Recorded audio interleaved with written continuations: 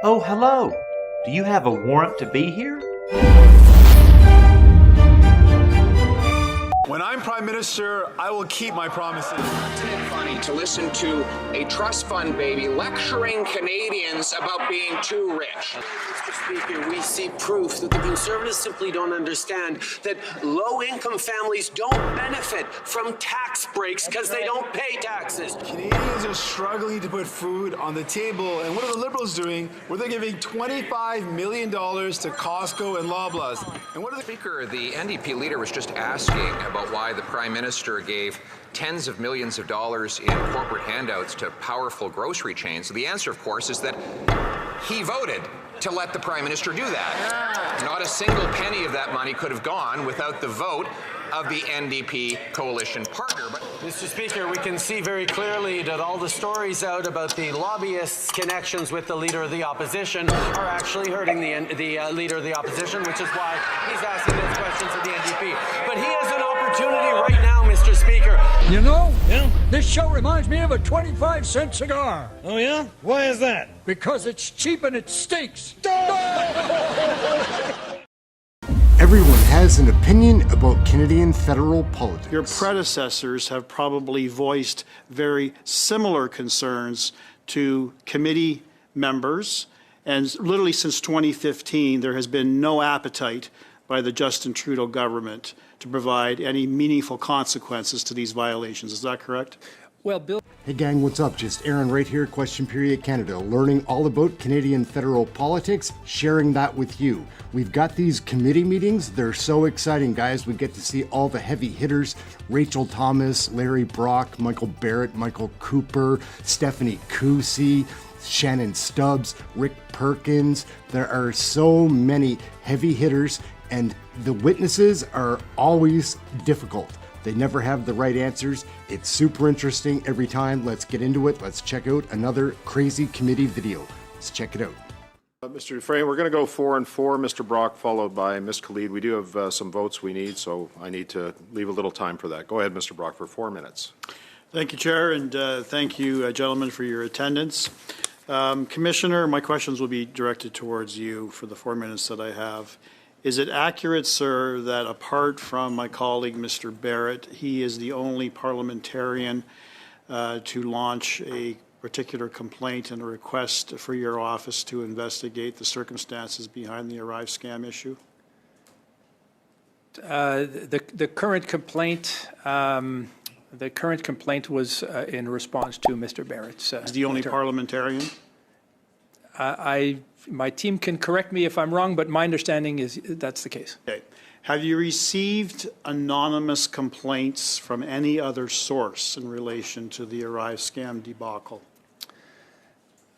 I don't have that information, and I'm not sure that that's necessarily information that I would be making public if it has been an anonymous situation. So I'm not sure how to respond to that. Sure. I'll be more specific. Have you received any complaints, any areas of concern raised by any current or former CBSA officials or employees?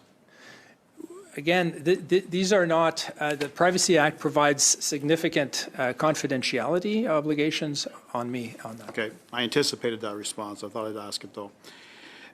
Following up on a point that I'm not sure I was clear on in terms of or an inability on your part to provide meaningful consequences should there be a violation of your act. Did I get that correct? You did. I do not currently have the ability to issue binding orders under the Privacy Act. Okay. What about monetary penalties? Same. There's no monetary penalties. Okay. And this has been an issue since the Act was amended and created. Is that correct? That's correct, and that's a concern both on the private sector side and on the public sector side. And you've made several recommendations along those lines in your current role, and I'm sure your predecessors have probably voiced very similar concerns to committee members, and literally since 2015, there has been no appetite by the Justin Trudeau government to provide any meaningful consequences to these violations. Is that correct? Well, Bill C-27 was introduced by the government, and it would provide me with the ability to issue orders, and it would provide for the ability for fines to be issued. That's on the private sector side.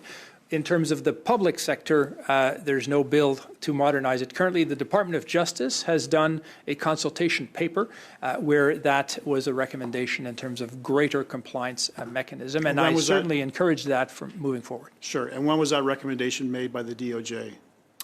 The recommendation was made in 2021, and then since they've been consulting to get, in particular, more of an Indigenous perspective on this. My office, under my predecessor, supported this, of course, and as do I. Okay. Quickly, one quick question on the Arrive scam issue. There is allegations, very strong allegations, that a vice president of the CBSA by the name of Min Doan had intentionally deleted 4 years' worth of relevant emails. Emails that would have been very helpful to the Auditor General when she conducted her review. Emails that would have been helpful for the internal investigator who is still investigating the actions of several players. Do you think this would have been helpful for you as well if you had access to that? And if so, sir, what do you say in terms of your position as a commissioner in relation to those allegations? Very quick response, please. Well, if I were to make any comments on that, it would be at the conclusion of an investigation if we had seen concerns.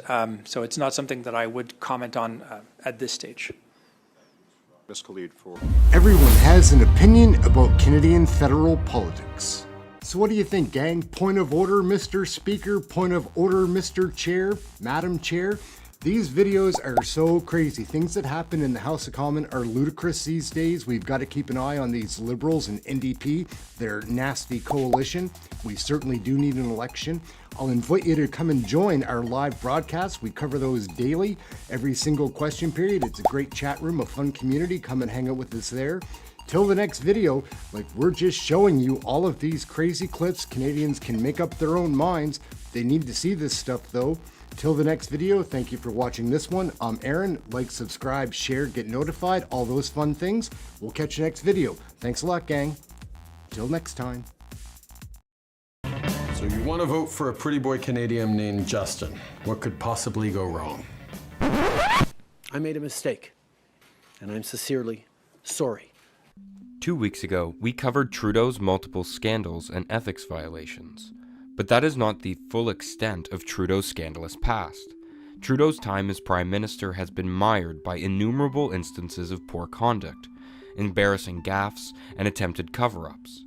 This week, we will be covering some of his lesser-known scandals, his failed trip to India, the Mark Norman scandal, the time he and other world leaders were caught making fun of Donald Trump at Buckingham Palace, and the time that he elbowed a female MP in the chest in Parliament. First of all, Trudeau's India trip. Apart from blackface, this is probably Trudeau's most well-known international embarrassment to date. Trudeau's trip to India in 2018 was a disaster from start to finish. From the outset of the trip, it was clear that it was already not going as planned, in something completely out of line with the Indian tradition. When receiving a formal visit from a world leader, Prime Minister Modi was not present to greet the entirety of the Trudeau family upon their arrival, nor was any other senior official in India. In the past, Modi has made a conscious effort to greet world leaders upon arrival. Even Donald Trump Jr., according to the international press, received a far grander welcome than Trudeau, despite not having any official position in the US government. In the end, Trudeau would not meet with a senior member of the Indian government or Modi himself until a full week into his visit, as his lonely-looking family pictures at various notable Indian locations show. But the embarrassment of being treated like a junior partner by India would turn out to be the least of Trudeau's worries during this trip. What would make his trip go down in infamy was Trudeau's absolutely comical, arguably racist apparel throughout the entirety of the trip. It is the source of some of the most embarrassing photos ever taken of a Canadian Prime Minister that flooded the internet and the news during his visit. One of the most embarrassing moments was when he met with Bollywood's biggest star, while dressed in a scarlet red and predominantly gold sherwani, while Shah Rukh Khan was wearing a suit. Trudeau's ministers also didn't seem to get the memo, or possibly had the foresight to refrain from wearing costumes.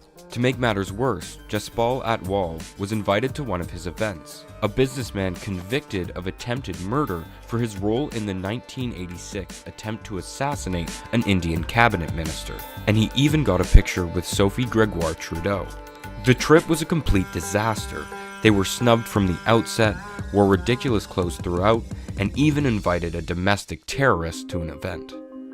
In 2019, leaders from NATO's 29 countries were marking the 70th anniversary of the military alliance, with 2 days of meetings and discussions in London, England. During a reception at Buckingham Palace in London, a group of world leaders were gathered in a circle, including Emmanuel Macron, Boris Johnson, and Justin Trudeau. They were all complaining, rather loudly, about President Trump. Trudeau pitched in to complain about the president's tardiness. Unbeknownst to them, they were being filmed the entire time.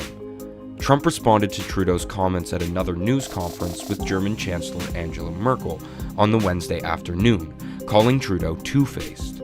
Although the repercussions for this were slim to none for most of the world leaders involved, the gaffe, which was mainly Trudeau's, garnered a fervor of press attention and unavoidably damaged the relationship between the Trudeau and the Trump administrations, possibly worsening the trade tensions over aluminum tariffs and dairy products that already existed between them. This scandal is actually fairly complex, but here's the rundown.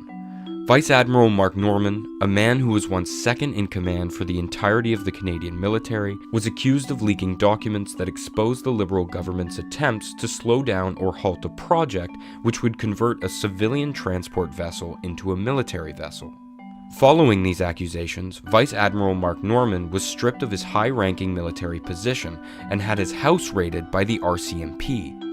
Justin Trudeau twice publicly hinted that Norman would see the inside of a courtroom all before any criminal charge was laid against him. He was then subjected to an arduous trial, costing thousands of dollars from his own pocket and lasting over 2 years. His GoFundMe for legal fees gained over $440,000 from just over 3,500 contributors. But by mid-2019, the government completely rescinded their accusations. The House of Commons would go on to offer a sweeping apology, and the Trudeau government was forced to announce that they would be reimbursing him for all legal fees he had to incur. As one journalist wrote of Mark Norman, the stakes were high. The federal government's mission was to destroy not only your exemplary military career, but also to ruin you financially and taint the remainder of your life with a criminal record. A frivolous lawsuit against a highly decorated, well-respected, and high-ranking admiral of the Canadian Armed Forces did not spark the outrage many expected, but certainly was a serious embarrassment for the Trudeau government, especially since the project was eventually completed on time and on budget. This was one of Trudeau's earliest scandals. Elbowgate was the incident when Prime Minister Justin Trudeau came into physical contact with 2 opposition members of Parliament in the House of Commons on May 18th of 2016 during a parliamentary session. Opposition parties accused the government of trying to ram it through the House and the Senate using various strategies such as assigning a time limit to debate on the closure of a motion on the final reading of Bill C-14, a bill to amend the criminal code to allow physician-assisted death. This resulted in the altercation in the House of Commons. During the incident, Trudeau grabbed Conservative MP Gord Brown by the arm and then inadvertently elbowed New Democratic MP Ruth Ellen Bousseau in the chest, all of it being caught on film. Trudeau subsequently apologized and was not subject to parliamentary sanctions for the incident, but the media attention it garnered was surely enough to put this scandal on the map. Trudeau is often treated as a golden boy, or the standard for how leaders should act by the international press. To Canadians, he's often seen as something very different, a prime minister with one of the longest gaffe lists in recent Canadian political memory. To many Canadians, Trudeau is far less of the dignified statesman he's made out to be by the international press, and far closer to a national embarrassment. Much of his sterling reputation exists outside of Canada. This has been our second rundown of Trudeau's scandals. If you haven't seen the first part of this series, be sure to check it out to learn about Trudeau's most well-known embarrassments. Let us know in the comments if there's anything we missed, or if there's anything you'd like us to cover in the future. As always, like and subscribe, and hopefully we won't have to make a third part of this series anytime soon.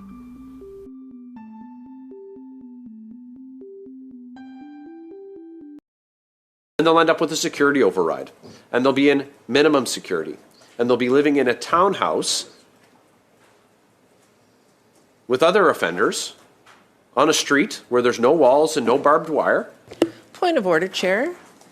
Minimum security is not a townhouse in communities. I mean, we could at least stick to the facts here. Stick to debate, Ms. Damoff. Go ahead, Mr. Barrett. Well, Chair, I would just say to Ms. Damoff, I'd invite her to go to Pittsburgh Institution just outside of my riding, where the minimum security inmates live in townhouses.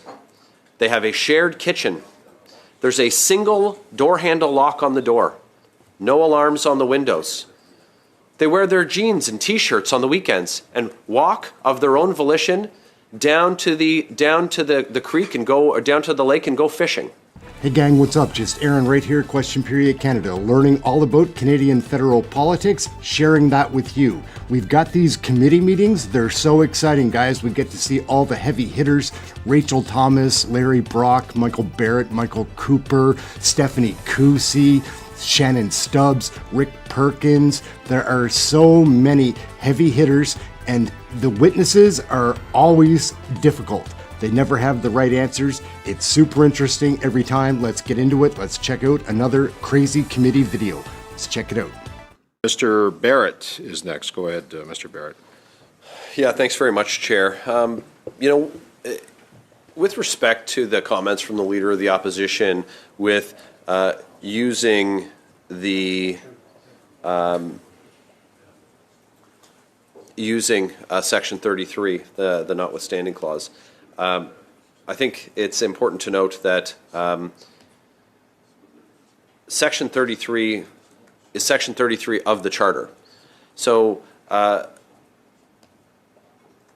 it's of course legal. It's of course part of the Charter for a reason, and once used, the laws in question are of course constitutional. When we're talking about the rationale for using the notwithstanding clause, look, when you have someone like my colleague Mr. Kirk pointed out, like the Quebec City mosque shooter, who stormed a place of worship, who murdered in cold blood 6 innocent worshippers in a place where they must have felt safe. We have to feel safe when we go to our places of worship. And the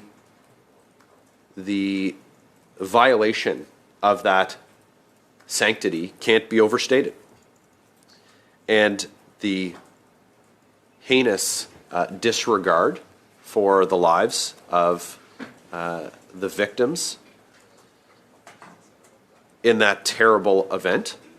And I'm not going to use the name of the shooter because they don't deserve the notoriety that they were seeking. What they deserve is to spend the rest of their natural life in maximum security prison. And what we've seen is that's not the reality that that individual is going to have to live with. So what are the other options? Well, they'll go to medium security. And then they'll end up with a security override. And they'll be in minimum security. And they'll be living in a townhouse with other offenders on a street where there's no walls and no barbed wire. Point of order, Chair. Minimum security is not a townhouse in communities. I mean, we could at least stick to the facts here. Subject to debate, Ms. Damoff. Go ahead, Mr. Barrett. Well, Chair, I would just say to Ms. Damoff, I'd invite her to go to Pittsburgh Institution just outside of my riding, where the minimum security inmates live in townhouses. They have a shared kitchen. There's a single door handle lock on the door, no alarms on the windows. They wear their jeans and T-shirts on the weekends and walk of their own volition down to the creek and go, or down to the lake and go fishing. There's no fence to keep them in, and there's a lot more of them than there are guards. And do you know how I know that? I was there 2 weeks ago, and I walked in. There was no fence, and there's no fence to and there's nothing to keep them in. And the individuals who are in there. Multiple security overrides have been used. They're not minimum security offenders. There's just no room for them. So we've got people who should be serving sentences in more restrictive conditions, but they're living in a townhouse. The pork chops thawing on the counter when I went inside. Opened the fridge, and it was jammed full of food, fresh fruit, fresh vegetables. One of the residents of the townhome was sitting watching TV, welcomed me in. And his compatriots were not working for the day. They were sitting on the step, just enjoying the sun on their face. And that's what we can expect when we don't have a framework in place where the most heinous of crimes, like the individual that I referenced before, who perpetrated a heinous crime, ought not to leave maximum security, save for in a pine box. That's what we're talking about when we talk about the use of the notwithstanding clause. And the Leader of the Opposition has been explicit about that. And if anyone missed that, I'm reiterating it right now. That's the type of criminal justice. That's exactly the criminal justice use that is required. And we know that minimum security escapees, people who have been inmates who have been in max and had security overrides down to medium and down to minimum, have just walked off site and perpetrated more heinous offenses, made more victims of the people who live in the communities around there. That's not our expectation. So we had a point of order moved by the former parliamentary secretary to the Minister of Public Safety, former, now in a different parliamentary secretary portfolio. Right? And it is a matter of public record that minimum security inmates have been able to walk off. It's also, I have verified it with my own eyes in the last couple of weeks, the conditions that these inmates live in. And I can tell you I was surprised that I live so close. And I know people live in my community who work at this institution, and I had no idea that these were the conditions that exist at our minimum security facilities. To say nothing of what I observed and the poor conditions in our medium security facilities or our assessment facilities or for our maximum security inmates. But the reality for Canadians is that what we expect is going to happen when justice is done isn't necessarily deserve to be protected and respected. Most people in Western countries, in the United States, in Canada, Australia, New Zealand, Great Britain, et cetera, most people who lived in those countries 2 years ago got the COVID vax. That's just a fact. And maybe because of that fact, very few people want to talk about what that was, not just what the vax itself was and what it may do to the human body and the human brain. Those are worthy conversations, important conversations, necessary conversations, ignored conversations.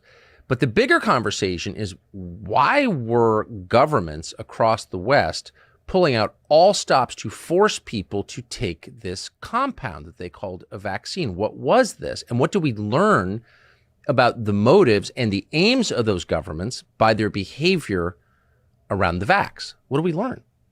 Because those countries, all of them, reveal that they were not in fact democracies. They were not free countries at all. They were something very different. And if you go back and you watch the tape and you watch how Western leaders talked about the COVID vax and about people who didn't want to get vaccinated, you learned a lot about them. In fact, it's not your body, your choice in their view. It's their body and their choice. And in no country was this clearer maybe than Canada, where the Prime Minister, Justin Trudeau, not only told people to get this drug, but attacked anyone who wouldn't as illegitimate, as evil, as a fifth column within the borders of Canada seeking to overthrow the democracy of Canada. In case you've forgotten, here he is.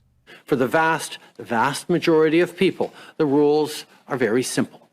To travel, you've got to be vaccinated. When people see that we're in lockdowns or serious public health restrictions right now, because the risk posed to all of us by unvaccinated people, people get angry. Proof of vaccination will be required by no later than the end of this month for all federal employees. And by mid-November, enforcement measures in place will make sure that everyone is vaccinated. If you don't want to get vaccinated, that's your choice. But don't think you can get on a plane or a train besides vaccinated people and put them at risk. Wait a second. If you don't take this untested drug, you can't travel within your own country? You are inherently unclean, and clean, obedient people shouldn't be forced to sit next to you? That's like Nazi stuff, right? I mean, that's what we read about when we read about the darkness descending on Germany in the 1930s. That's why we aren't for fascism, because we're not for that. That's why we're free and they were enslaved. And yet all of a sudden, our leaders, and particularly that leader, were just saying it out loud. You must do this or else you have no rights at all. Amazing. And of course, most people in Canada, as most people in the United States, went along with it, but some didn't. And famously, a group of truckers in Canada decided to form what they called a freedom convoy, drive to Ottawa to protest this. And in response, the Prime Minister of that country invoked the Emergencies Act for the first time in the history of Canada. And this gave the police, among other powers, the power to freeze your bank account, to shut down your Bitcoin exchange. So it turns out we spent like 80 years talking about dictators and fascists, but when they emerged in our own societies, we didn't even notice. But a few people did notice, and one of them is a man called Kyle Kemper. He's a Canadian. He happens to be the half-brother of Justin Trudeau, and it may or may not be personal, but he wound up on exactly the other side of this question of medical freedom and bodily autonomy. And so we thought it'd be interesting to talk to him about what we're watching, not just in his country of birth, Canada, but around the world. And he joins us now. Kyle, thanks so much for coming on. Tucker, it's a real pleasure to be on. So I do think, I mean, this just happened a couple of years ago, so it's hard to know when you're in the middle of something what's really significant and what isn't. But 2 years out, it does seem like this question of whether you have the right to decide what drugs go into your body. This is kind of maybe the central right that we have as free people. How do you read what happened in Canada over the vax? Like, what did that mean? Oh, I mean, I think all over the world there were people who were very distrustful of it, and I think we've been warned. There's been many warning signs that there would be a mass injection campaign coming at some point, and then with, you know, I'm sorry to interrupt you. So you believed before COVID even got here that the government of your country, my country, of all of our countries, might force us to take an injection of something. I mean, that's what many people were kind of warning about. I think Ehren Russo many moons ago was suggesting that. And did you take that seriously at the time? You know, when you keep hearing, you know, that this warning that this might come down at some point. And then you see with the COVID-19 scenario, everyone painting fear around the virus, and hope around the vaccine. Like that just, you know, your spidey sense kind of goes up. The hairs stand up on your arms, and you think, you know, something's amiss here. And then when it becomes, okay, everybody must do this for the greater good, and you see all of a sudden, you know, public officials like my brother out there being effectively salesmen for the pharmaceutical industry, otherwise promoting a product that you can't advertise, and yet you have the schools, you have it being pushed across all of society in such incredible levels that you know, there was a lot of people who were like you and I, suspicious of it. And you know, personally, you know, I have 5 children and a 6th on the way, and I'm not you know, willing to expose myself to something that, you know, could be very dangerous. There's a difference between fear and danger. And it's like, you know, if you operate in a land of worrying about all the things that scare you, like, that's one thing. To be aware and conscious of clear and present dangers and to be reactive to that is important. And that's, you know, what I chose to do. And many of us have chosen to. Me too. I had pretty much the same reaction. My spidey senses went off. I'm not taking that. I mean, my family's not doing that. But I didn't really have a framework for understanding it. I mean, from my perspective, I think I was watching the wrong media or something. It came kind of out of the blue. And all of a sudden you see these governments acting, you know, in authoritarian, totalitarian ways. And I'm still shocked when I think about it. You seem less shocked. You know, I was always worried that what might happen, you know, when Justin was in power. Like what kind of scenario could happen if another, you know, a 9/11 type massive global scenario were to unfold. Sure enough, you know, we see Why were you worried about that? Because what type of actions, you know, would come out of it? Just like in the wake of 9/11, we saw all the nations of the world kind of come together underneath, you know, this anti-terror plan and this war on terror. Now we have, you know, the war on COVID. It's just, again, it's interesting to talk to someone who was a little more enlightened a little earlier than I was, because I saw your brother and I thought, well, he's a liberal. You know what I mean? Like in a true probably smokes a lot of weed and has, you know, dreams about world peace or something. That's the opposite of what this turned out to be. How did you know that? Well, I mean, first, I loved my brother, Justin. Of course. Through and through. And, you know, I don't think he's never smoked that much weed. He was not really into that. That was not his thing. He's pretty on point. But I will, you know, add to it that he liked to be he likes the attention, and he likes to be the leader of, you know, of the show. And you know, when the opportunity for him to be, you know, follow in his father's footsteps and be, you know, the Prime Minister of Canada, because, you know, if you're growing up as a child and you see, you know, your father as the Prime Minister and having access to all of the, you know, the lights, the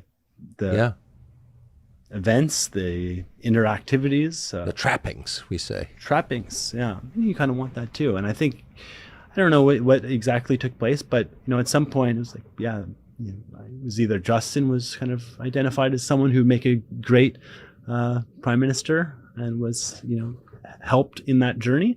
And, you know, quite frankly, Justin he's an amazing person, and he was able to connect with so many people. Yes. And very, like, you know, lovable. But again, once this COVID and the vaccine thing took place, and his words that he was using, which I don't know were really coming from his heart or whether they're coming from, you know, the teleprompter, you know, what was really being referred. But it sounds like you saw in him, despite your love for him and your acknowledgement that he's talented, which he obviously is, he became Prime Minister, you saw in him the potential for the abuse of power. I mean, I don't think he's abusing power. I think power is just in general being abused. Yep. just like, we've seen it, whether it's Justin or it was, Boris Johnson, right, or Jacinda Ardern or Joe Biden. Couldn't agree more. Power tends to be abused by its nature. And centralized systems over time, the further centralized they get, the more secretive and corrupt they become as well. Amen. Now you're speaking my language, Kyle. I totally agree with you. So when the vax thing happened and your brother starts saying things like anyone who hasn't taken it is dirty and you should have a right not to be physically near a dirty, unvaccinated person, you say that was stuff from that not from his heart, but from the teleprompter. Who do you think was putting it on the teleprompter? Well, or it's like, as Matthias Desmond said, like this mass formation psychosis, when you have like everybody around him saying all this, like, it's like, what are his inputs? Like with Plato's cave, like if everybody's always around you telling you how the world is, that's going to impact your worldview versus ourselves being open to access, having much more access to open information and, actually listening to it.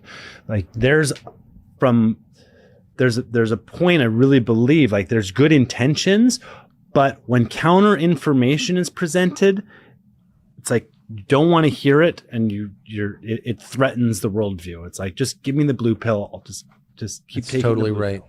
Like, no, don't want to know, because I know, like, as if you recognize that there is, there's shadows and there are nefarious activities, and there's, that some of these warnings might have some credence and demand further investigation and justice, then can be an uncomfortable position to put yourself in. So, what? And thank you for mentioning Matthias Desmat, wrote one of the great books of the last 100 years, in my opinion. Well, and in that point, what he said about you can catalyze a group to really, hate another group. Oh, yes. And, and Charles Eisenstein wrote an excellent article called Mob Morality in the Unvaxed, in which he made the case that, this group is being like relentlessly attacked. And, we saw a Toronto Star in Canada write a full like front page article saying, let them die. It was just so hostile towards, those of us who said, no, you know what? I'm not interested. I'm not going to do this. You don't have. And they wished your death on you for that. And even Joe Biden said it's going to be, what did he say? A winter of death? Yes. Or something ridiculous along those lines. Like the absurd pressure to take this experimental injection. Like I got suspended off Twitter for calling it a fake vaccine. Because, Mike, does it stop transmission? Does it prevent infection? Like, no. How you can call it a vaccine? Yeah. So this what? Is the nature of changing what did words. that mean for you? Well, you probably got suspended because you're Justin Trudeau's brother too. So you could. It was a reply to one of his boasting tweets about how terrific it is that we've stuck 70 million people in the arm. What did that mean for you and your family? So you've got a 6th child, and you got a huge family. You're from Canada. Mm-hmm. Could you go back during the COVID lockdowns? In the beginning, it was very difficult. And then there was this whole essential worker kind of scenario. The border was just a nightmare. And that's why I ended up getting this RV that's now a super awesome Kennedy bus. I drove around America, drove from California up to Canada because, the airports were unconscious. And when you're dealing with agents in an airport and you've got your family and you have mixed nationalities within the family, there's a chance you could, have a bad interaction and your family's split up there and all of a sudden it's apart. So, just taking the pragmatic, intelligent approach, in my opinion, I got an RV and I drove across the country. And that also was super eye-opening because driving across America in, what was that, June of 2020? Yeah. Was really interesting. California was very scared. We got to Texas. I was in the spring with 3,000 people. It was amazing. It was everything was fine. Everything was great.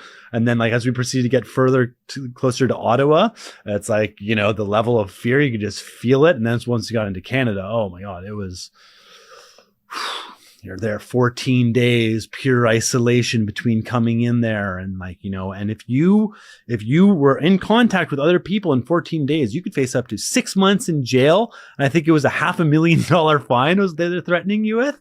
It's just insane what the levels. And then when challenged on these topics, and this is what the truckers did a lot of, was like, can we talk about some of these general assumptions and these facts that you're stating behind why we're doing this? They're met with hostility for asking simple questions. Well, those questions were racist, as I remember, weren't they? I would not say that. I think they're fair questions that desire honest interactivity. But this is the challenge about a myth. It's like when everything is based on a myth or based on a lie or false or a deceptive narrative, you can't debate. Instead, you must attack and enrage and censor and smear. Yeah. This was like the whole conspiracy theory. Like, no, it's just conspiracy theory. Don't talk about that. I mean, you played a part in that like way back in the day as well. Just dismissing. Oh, I used to dismiss a lot of things as conspiracy theories. I mean, remember, I believe you said it was blasphemous to question 9/11. I famously said that to Alex Jones's producers. And I think I said it for the same, it was in 2012. And I think I said it for the same reason that Matthias Desmet, in your description, described, which is to admit that the things you thought were true might not be true or more complicated than you thought they were, kind of challenges your assumption about everything, and that's scary. And I just didn't want that. And then, by the time 2015 rolled around, it was like absolutely impossible to deny that a lot of this was fake. And everybody can also change too, like based on information. Like at some point, anybody can forgive themselves can forgive themselves and apologize to themselves for being deceived or having, gone down a wrong path. Like you can realize that something, actions that you've taken, were misplaced and, move forward in intention and integrity. Of course. And by the way, you can't have integrity if you don't do that. Right. You can't live with a lie. You have to give it up by repenting. So how were you treated in Canada? How have you been treated in Canada since you're making a case that's, diametrically opposed to that of your brother? Well, he referenced like the truckers as like a small fringe minority. And I'll counter that. I actually believe the Liberals and the current government really represent a small fringe. I think that's right. And I think the majority of Canadians are frustrated. They're wondering why it's costing $45 for a platter of vegetables at the store. I feel like they're frustrated around, what took place, how 2 years of their lives were surrounded within so much fear and how everybody was cut off. And, people I know, like personally, some like, when I spoke up during the trucker thing and was like, was really inspired by them, it was like 99-1 positive messages, to negative messages. It's been overwhelmingly positive, the reaction and the sentiment. And it just seems like, real, like reality or like, the primary interactions that I'm seeing with people versus like, the Matrix reality, what you see on television are very different. And in talking to some of my friends in Ottawa, like, I asked them, like, did you go down to Parliament Hill and engage? Because it seemed like, it seemed like it was like a demonstration, but it also seemed like it was a party. It seemed like for 17 days, Burning Man came to Ottawa. Yeah. It was freezing. In January, freezing man. And crime was down, vibes were high, people were looking out for each other. There was communal effort, they're participating, there was so much gifting, it was radically inclusive. Like all the principles were on display. But, to those who didn't venture in there, if they just watched the news, it was, no, this is like, this is right. Nazi conclave. Nazis, they flew a Nazi flag and oh my God, it's the Nazis. And that's like, I feel like that flag was basically, what was the the Reichstag, all over again. Of course, micro example of course. of that planted. So there was this opportunity to engage with these million people and the truckers, but more than the truckers too, because the truckers represented the heart of it. But then Canadians came out. I talked to my friend Sonny. He went to go to an overpass, and he had been isolated for over a year, with his family living in this bubble.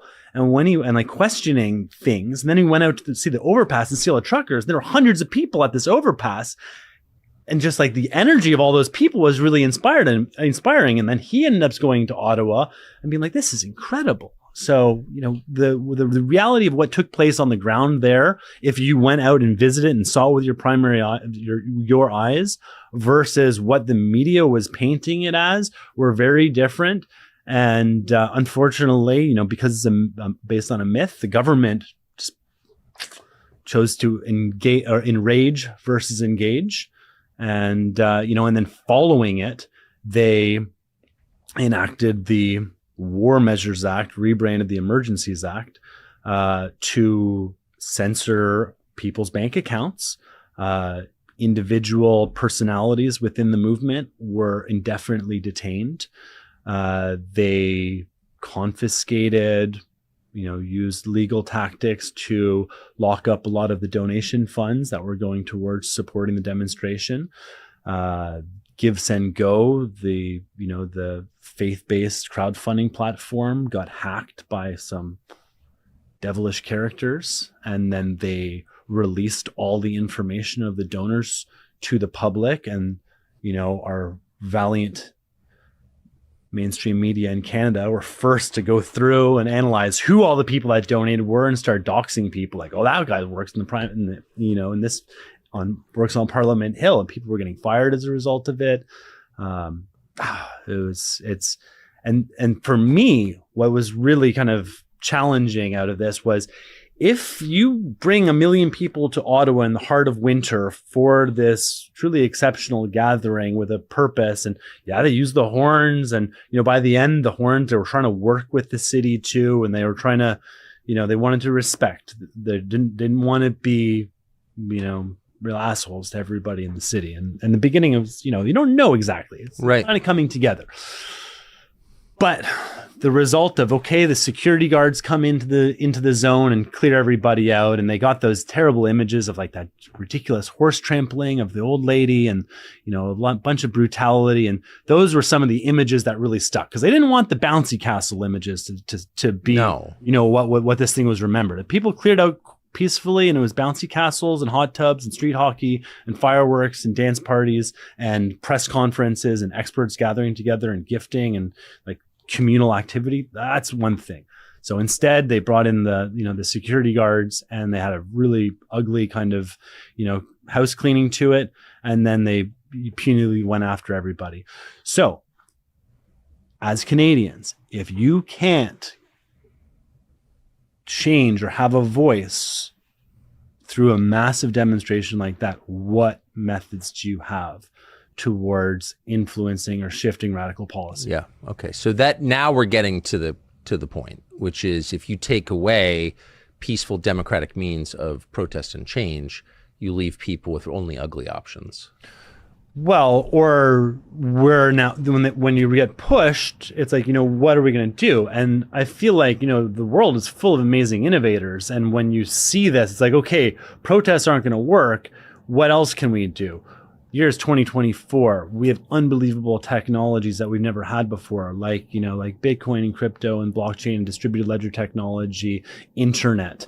If you look at the beginning, the Westminster system of governance, the U.S. system of governance, was invented in a time when you needed representatives from specific regions to go to Washington to represent that. You didn't have the telegraph. You didn't have internet. You didn't have communications abilities. So you needed a representative to go on behalf of your district, your area, your state, whatever, to go represent the interest. Well, we're still using that system 250 years later, how many years later we are now, but the conditions have changed. We have FaceTime. We can talk directly to somebody on the other side of the planet in high definition. maybe we should start looking at our governance systems and how we can upgrade those. Like Russell Brand is always talking about how do we, decentralize and allow people to have a little bit more input.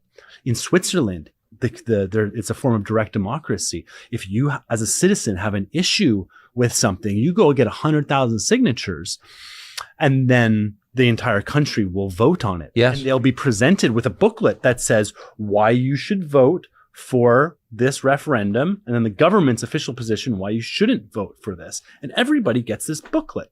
So it's a very informed. We have multiple elections every year in Switzerland. I think they have like 3 or 4. Yes. So I haven't asked you half an hour in about your contact with your brother. So you have not just views that are different from him, but like you've thought them through. You believe them for a reason. You probably have something to add. It sounds like you do. I think you do.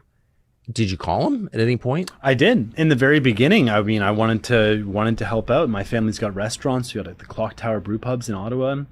And, I thought, well, what can we do? Can we do some food service? How can we help the community towards in this, this dangerous time?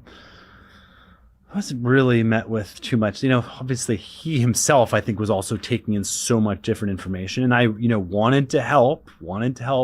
I remember one, a good friend reached out with a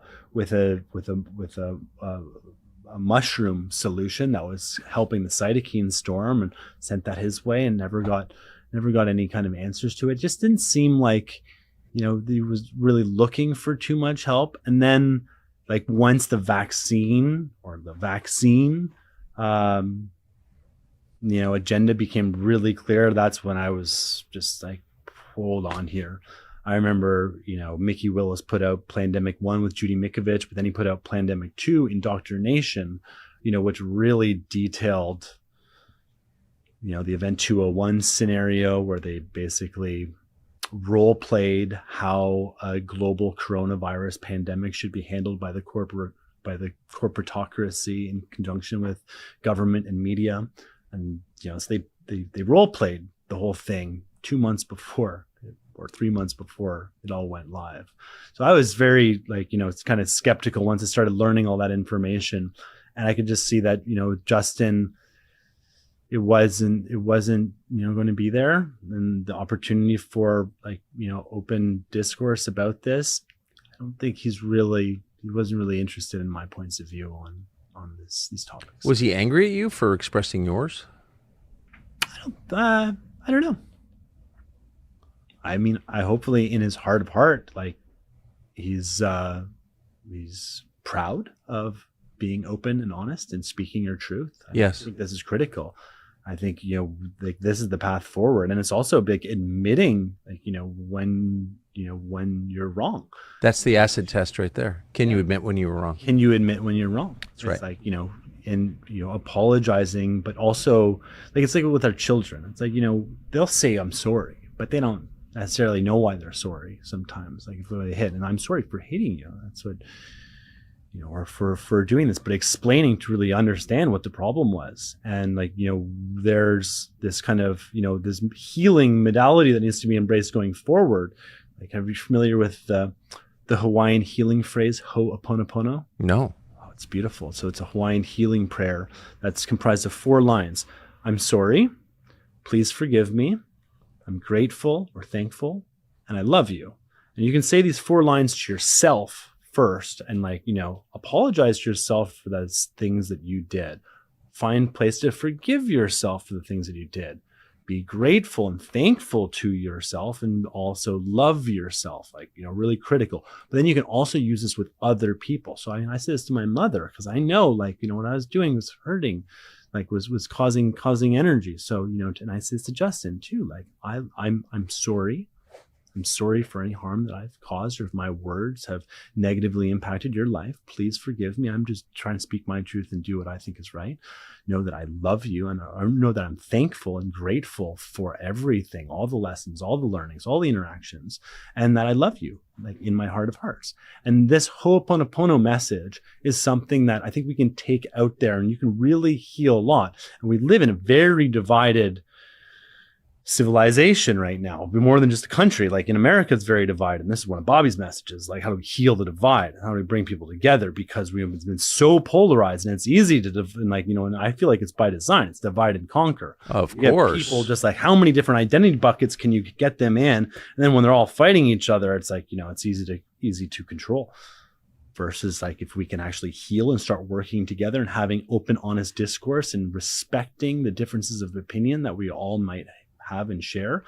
But it's imperative that we're able to have open, honest discussion without being able to, retreat or censor or attack or smear or guilt by association or use single words like conspiracy theory to just dismiss very valid points that require investigation.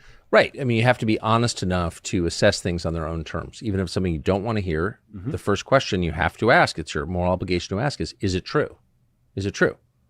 You say to me, you're a bad driver. Well, I don't want to be a bad driver, but I have to ask myself, like, am I a bad driver? Right? Right. Yeah, right. You have to be honest. So you mentioned apologizing to your mom, who I should say for people who aren't Canadian is like a very famous person in Canada, of course. Margaret Trudeau, famous. Amazing. Love you, Mama. What, what's her view of all this stuff? Got two sons on different sides. I think, she's very proud of Justin and all that he's done. So, and I think I've always been, a little bit on the outside, let's say maybe the black sheep of the family a little bit with, the questions and the topics of discussions and the debates that I would like to engage in. Like about what? About many different things. About you had Ron Paul on here the other day. Like a lot of the lessons of the good doctor, like, the Federal Reserve, looking at that, looking at blowback, looking at foreign policy engagement. Like right now, Canada, Justin said repeatedly, we're in this till the end, until victory. It's like, come on. What does that look like? How can we do that? What does that even mean? What exactly? It's just, it never ends. Like, what is the condition? Why aren't we until the victory? How about peace? How about diplomacy? How, like, the war, like pushing for war? Very, very dangerous, especially with our neighbors. Like Russia is a neighbor to Canada, just right there. Yeah. On the side. It's like, why? We don't want to, what's the point of this? Do you know the answer? I don't know the answer. What do you think the answer is? What is the point? Well, I think it's a global proxy war for the corporatocracy to further transfer wealth from sovereign individuals into the coffers of the global corporation. I think that's a good guess. I mean, it's like Henry Perkins, like, he wrote the Confessions of an Economic Hitman. It kind of shows, like, when we're giving $80 million or $80 billion in US dollars or whatever the number is to Ukraine, like, you think that money is like a pallet that's going to Ukraine? Like, no, it's there. Here's money for you to spend on our things.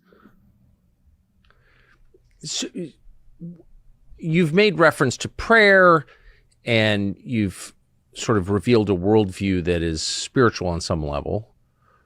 Canada seems very aggressively hostile to Christianity, for example, and spirituality.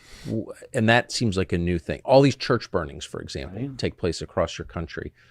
Some government officials, including your brother, seem to not have a problem with that. Like, what's your view of the role of spirituality in what's happening right now? Well, there are a lot of pastors too, who stood up. Yes. And went to jail, and and who were subjugated and punished. So if you're cheering church burnings and throwing pastors in jail, like, what side are you on? Well, what do you think? I think you're on Satan's team, honestly. That's what I actually think, since you asked. Well, it feels like there's some dark energies out there. There's like, I akin it to, like, it just seemed like there was a negative cloud taking in Canada, a bad energy, bad juju going on. Like when my wife Brittany and I were in Canada in 2020, she was pregnant. She got chased out of a grocery store. Why? Not wearing a mask. She was super pregnant, and like, we're defiant around all of that stuff. I was just not having it. And but for people to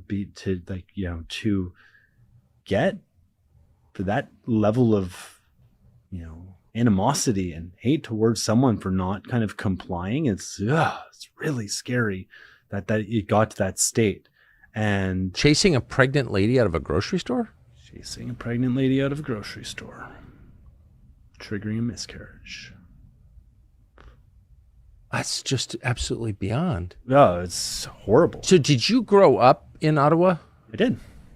So it really is your country, and I can tell by the way you I say grew up the in word Ottawa. about. I've been all over Canada. I've been all around. Canadians far and wide are amazing people. I agree with that. Beautiful country, just like America. I mean, I've been so blessed to be all over America, and and for the last 8 months, I've been driving my Kennedy bus all over America too, which has been just an absolutely unbelievable experience. And, really meeting people where they're at. And I'll just say, and I've been all over the world too, and people everywhere are generally good.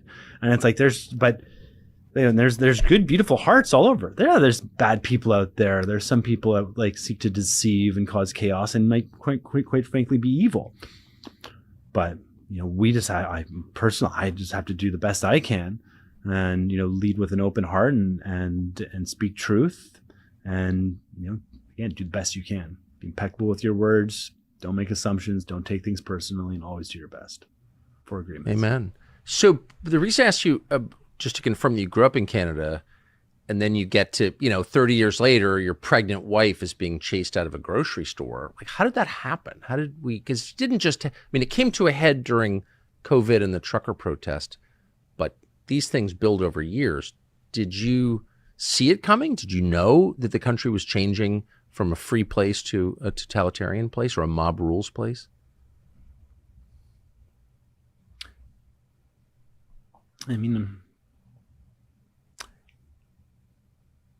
There's definitely warning signs that these are going. My trust in the media, especially the Canadian media, we know the American media, being especially yourself, but the Canadian media is kind of a special type of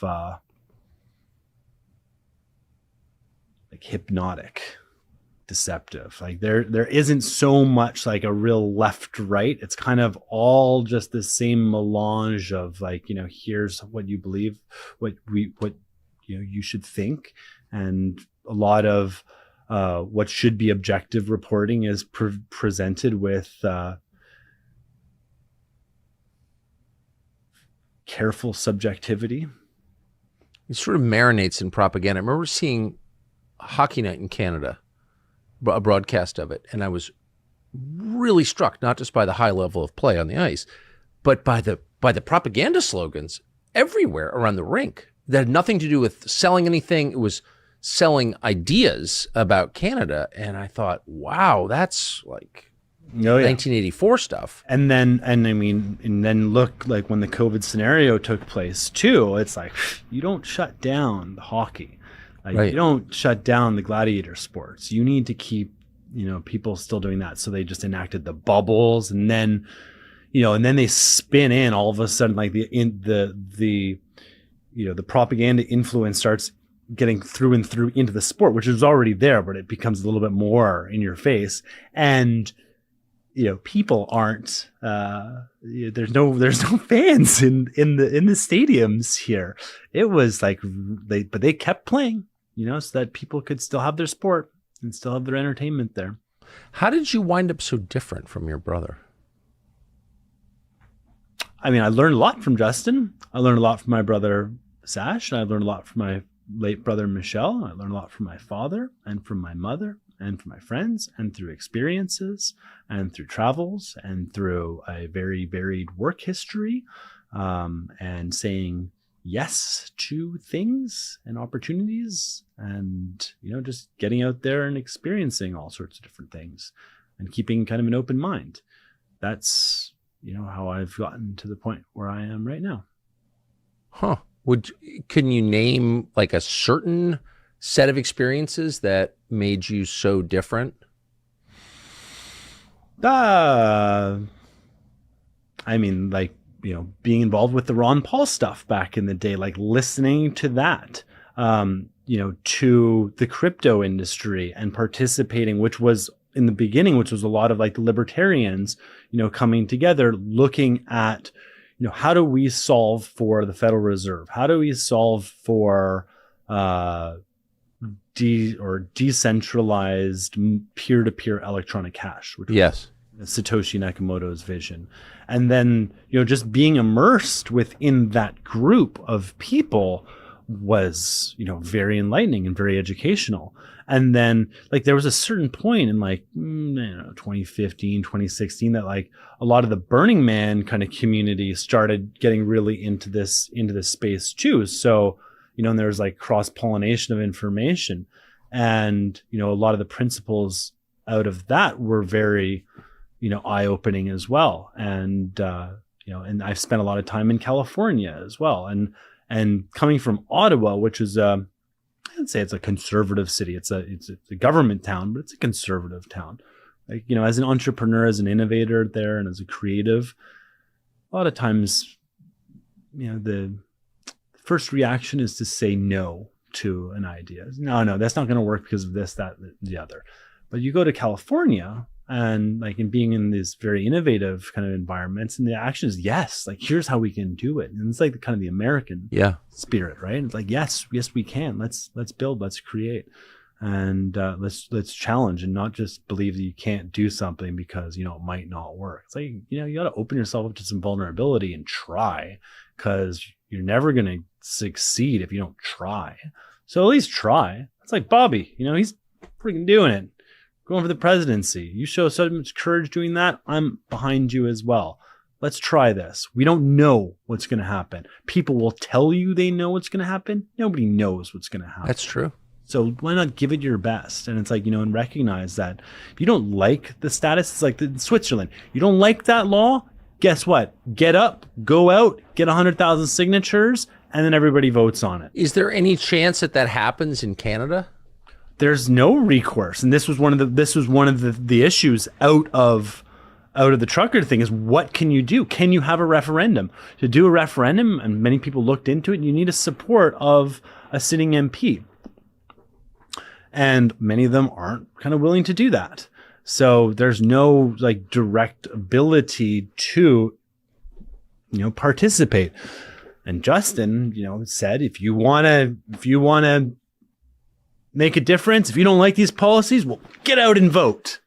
And that's how you can show it. It's like, well, going out every 4 years or 5 years in the case of Canada, or 2, I don't know, it kind of switches up all the time. But going out and making one mark on a piece of paper and declaring that democracy, I just think that's a little bit short-sighted. It's not really civic engagement. Could you ever imagine moving back there? Yeah. I think Canada can win a Stanley Cup at one point too. Just need to fix the tax system.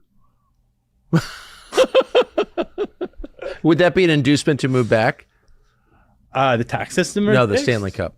No, I think if the tax system were fixed, that would be, a great inducement for many people to move back to Canada. Yeah. The current system encourages successful people to leave, to offshore their money.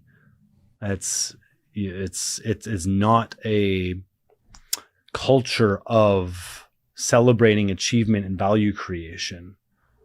No, it's a culture of crushing the different. Yeah, and taxing, and and rules and more laws, regulations, bylaw, provincial, federal. Just keep on adding. And then there's a challenge in repealing these or cleaning it up. So I feel like we're at the point where what can you do? And like I mentioned before, the systems have changed. So I think it's time, for an open conversation about how things can change. And, like I said, Pierre Poilievre came to this conference that I held in Ottawa and talked about Switzerland and how referendums happen there and how blockchain could be able to use that. Well, I would love to see him, expand more on that and to explore in Canada how we can have a more involved population when it comes to being integrated in decisions, because the way the party system works is like they've got the whip. That word goes back a ways.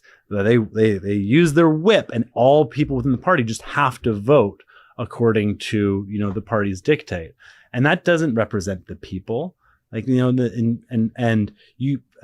honestly, so many politicians get elected as representatives for a given space on certain promises, but then there's no accountability to uphold those promises. And, you know, if you don't follow through with them, there's nothing you can do. Technically, in the States, there's a recall process. In Canada, there really isn't a recall. Do you think your brother will get reelected? I don't think he wants to, but... You don't think he wants to get reelected? I mean, personally, I don't know. I just think some of the latest stuff, and it's just really sad. Like, you know, that's not a way to live.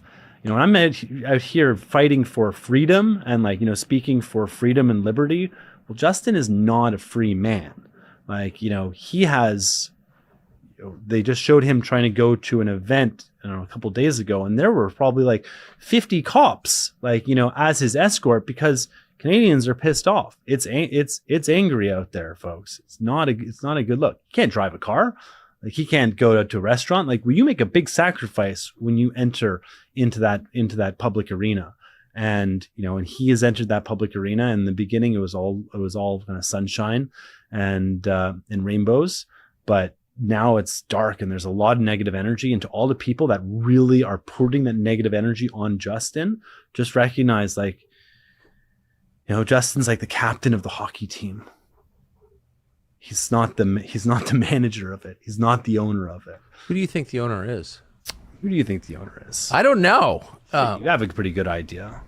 I mean, I personally think there's a spiritual component to all of this. So there's maybe the supreme leader of it, but I assume business interests are business interest. Yeah, I use the word the corporatocracy. Yeah, like, you know, their profits, you know, come from, like, you look at the pharmaceutical industry, like, and the profits reaped out of, you know, the COVID scenario.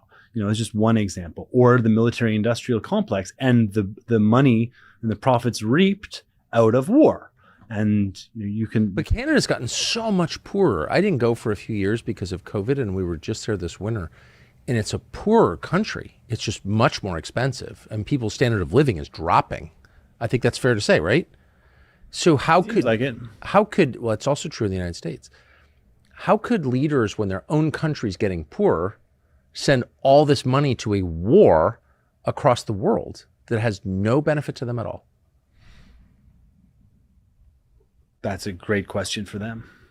Yeah. Like, why are you doing this? What are you doing for Canadians? Well, we're gonna create a new food program, or we're gonna create some more programs. But look at root spending, folks. And, like, look at the taxation situation. Like, you're taxed and you're taxed and you're getting taxed on the money that you're being taxed on. Like, you know, what you have left is very little. And then you look at the cost of housing, the cost of living. It's unsustainable. And then there's also, like, you know, a culture. I saw an article, you know, it's kind of like explaining, like, wow, there's, like, you know, over 100,000 people in the government making more than $100,000 a year. And it's like, well, I mean, when you factor in inflation, like, $100,000 is not what it used to be. Like, you're basically, if you've got a family, like, you're not thriving at $100,000 a year. Like, and same in America. And they want to, and, you know, has spent a lot of time working in the financial industry too. It used to be like, you know, remember the $10,000? You have more than $10,000 in cash? Well, it's been that way for like 50 years, $10,000 in cash. And now they're trying to bring it down to even lower numbers. Like, anytime there's a transaction over $600, they want to know, which is really dangerous. So, you know, when you have this financial oversight combined with the fact that people don't have any money, and then, you know, then there's also this element, there's like a UBI kind of gentle play that was kind of introduced as well with, you the checks were written in Canada for like $4,000 for every Canadian. That's UBI. It's UBI, and it's just blanket given out. It's not like there was like a requesting. When people who are like desperately needing help have a way to ask for help. No, it's just like blanket welfare. Really ineffective system, and ultimately it is going to drive more inflation, which will drive higher costs for everybody. Well, it's quite effective that way. Yeah.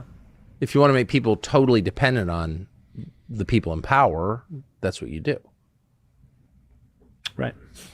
So you said you think your brother wants to get out. My final question, what do you think he will do when he gets out? And what do you think he should do when he gets out?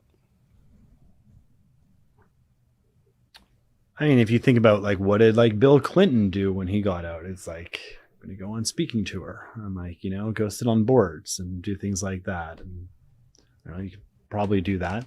I think there's he's got to ultimately decide what he's going to do. I would say start with Ho'oponopono.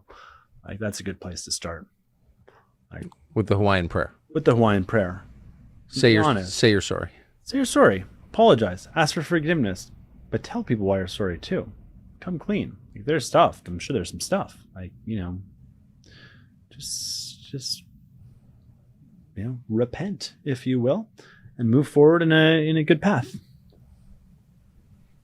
Do the best you can, because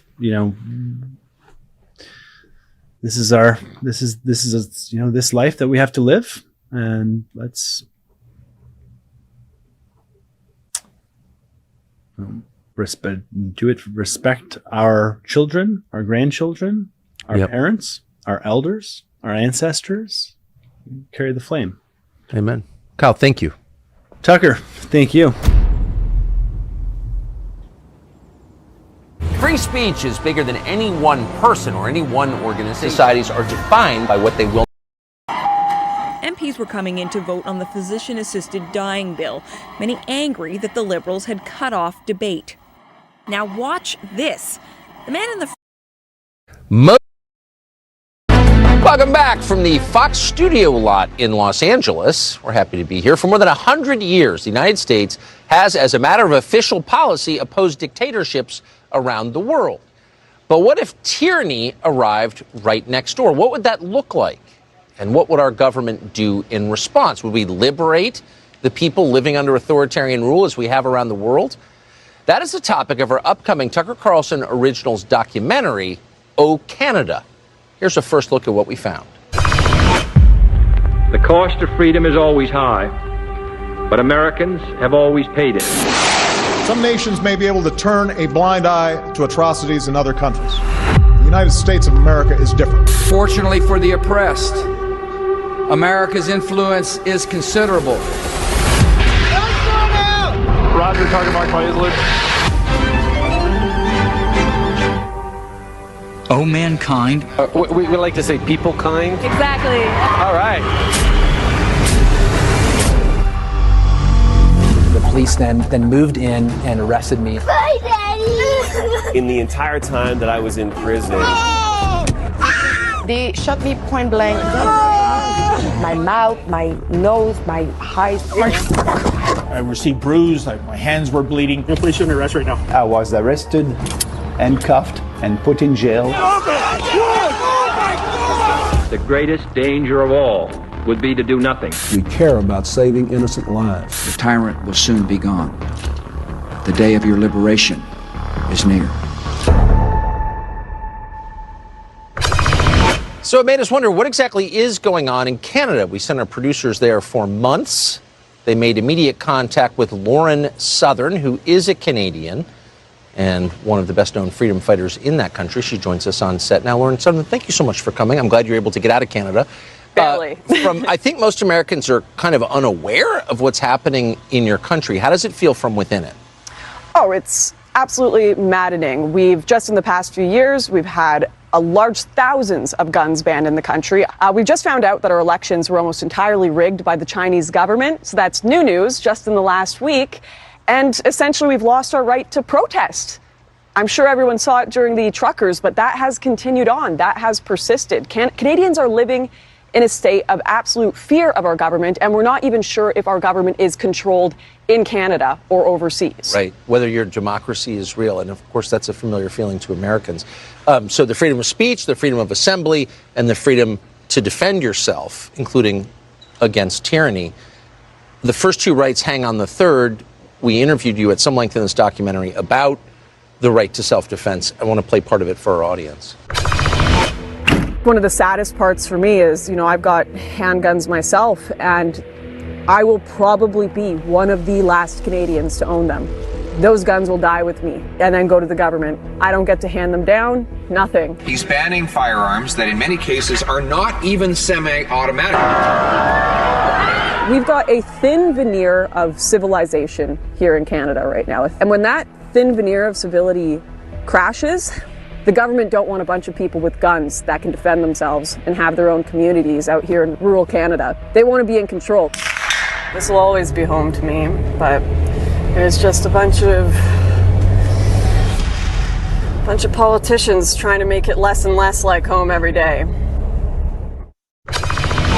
Canada does not and has never had a violent crime problem that would justify disarming the population. This is purely an effort by the government to make certain no one can fight back. Yeah, more people die from alcoholism in Canada than any sort of gun crime, but you don't see us banning alcohol. Right. Guns have a purpose, right? You can feed yourself. I actually have come into my driveway and had bears up in the trees. It's a real thing. It's a real problem. Meanwhile, we actually just legalized cocaine and hard drugs, MDMA, heroin, all the likes in my city of Vancouver.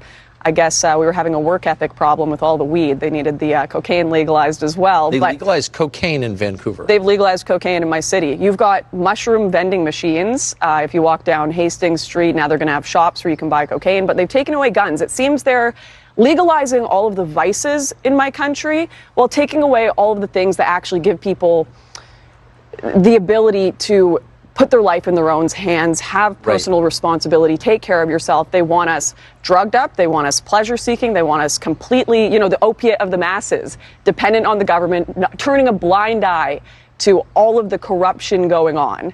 They just want us pleased with things that will distract us. Horrifying. One of the reasons I'm so glad you're here is because I have the feeling you're on a collision course with the Canadian government. So I wanted to meet you in person before whatever happens. Lauren Southern, remember that name. Thank you for joining us. Thank you, Tucker. MPs were coming in to vote on the physician-assisted dying bill, many angry that the Liberals had cut off debate. Now watch this. Order. Members should put away their black, are not allowed to take photographs. Then it was time to parse what happened. He elbowed the member from Eritrea Mascot. And Mr. Speaker, he manhandled the whip of the official opposition. Physical force in this House is never permitted, is never welcome, and it is entirely inappropriate. I admit I came in physical contact with a number of members as I extended my arm in, including someone behind me who I did not see. If anyone feels that they were impacted by my actions, I completely apologize. It's not my intention to hurt anyone. It certainly wasn't. It is my intention to get this vote done. They then voted. Ms. Watts. But this wasn't over. The Prime Minister physically grabbing people, elbowing people. Not only was this the furthest thing from a feminist act. Then Brosseau spoke. I was elbowed in the chest by the Prime Minister. And then I had to leave. It was very overwhelming. And so I left the chamber to go and sit into the lobby. I missed the vote because of this. I just wanted to clarify and make sure it's clear to all the members in the House that did happen. Thank you. The Right Honourable Prime Minister. Thank you, Mr. Speaker. I want to take the opportunity now that the member is okay to return to the House right now to be able to express directly to her my apologies for my behaviour and my actions unreservedly. Some aren't satisfied. I will move that the matter of the physical molestation of the member for Berthier-Masquinage be referred to the Standing Committee on Procedure and House Affairs. Though a few offered explanations. I have to say that I saw the Prime Minister approaching and following the honourable member, trying to reach her and saying how very sorry he was. He had not seen her behind him. That is the truth. The NDP and the Conservatives want a better apology and are not done with this. Peter, this was clearly the worst day that this Prime Minister's had in office. I have a point of order. Yes, Ms. Thomas. Thank you. Madam Chair, you accused me, and I'll use your words, of interrupting everyone. Yes. That's a superlative. Interrupting everyone, which is unparliamentary. So, Madam Chair, I would bring that to your attention, and I would ask you to make a ruling as to whether or not that should be withdrawn. Does Ms. Thomas, interrupt everyone? Everyone has an opinion about Canadian federal politics. Hey gang, what's up? Just Ehren right here, Question Period Canada. Pretty excited to bring you a committee investigation clip. These are always wild. We got the heavy hitters, Larry Brock, Michael Barrett, Rick Perkins, Shannon Stubbs, Stephanie Kusi, Michael Cooper, Michael Chong, Michael Barrett. Let's get into it. They're always interesting. The witnesses are always difficult. That's part of the fun. Let's check out this crazy stuff that's happening in committee. Let's go. Your resolution to this would be raised on a point of order, which you cannot move a motion on a point of order. Correct. I agree with you. You cannot move a motion on a point of order, Mr. Mohammed. But I think that this is requesting that the meeting be adjourned because it's now 5 minutes after 6. I have the chair. I have the floor, Madam Chair. And I'm in the middle of a question round, and I've been interrupted numerous times by the members across the way. And we have suggested at the beginning, when we went to this last round, that we had until 5 minutes after 6. I'm looking at the clock. It is now 5 minutes after 6. Madam Chair, this committee would like to continue with this discussion, I would like to hear from the committee with regard to adjournment. There's no debate on this. There's a question. No, I do have the floor, Madam You have Chair. the floor, but the meeting is over, Ms. Thomas. It's not over. It doesn't just end 5 minutes after when 6. I'm in the middle of a question round. Yeah. We had points of order that did that. We have to leave this room at a certain time, I'm told by the chair, by the clerk, and so we have to I don't know vacate that the that's room. entirely true. Perhaps you could check with the clerk and see if we could Clerk, extend another inform- 5 minutes.